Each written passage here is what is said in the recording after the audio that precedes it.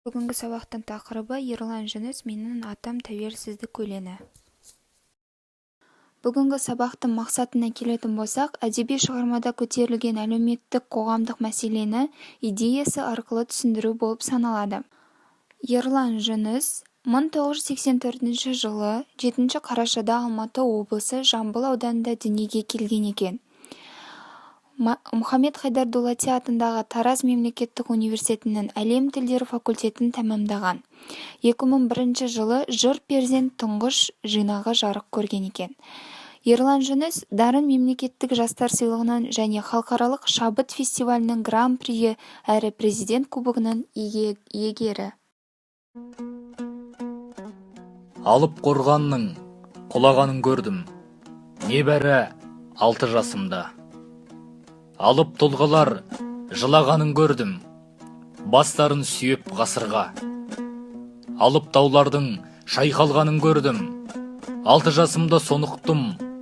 Алып сөздерді айталғанын көрдім, ат төбеліндей халықтың. Алып кітаптар торыққанын көрдім, сол сәтте одан безінгем. Алып ойлардың қорыққанын көрдім, ең бір нәзік сезімнен. Ал оқушылар ақынның шығармашылығымен таныс болдық. Сол өлең бойынша берілетін бірінші тапсырмамыз ол сұрақтарға жауапты дәптерге жазамыз. Яғни бірінші сұрағымыз тәуелсіздік дегенді қалай түсінесіңдер? Екінші сұрағымыз біздің еліміз тәуелсіздігін қашан алды?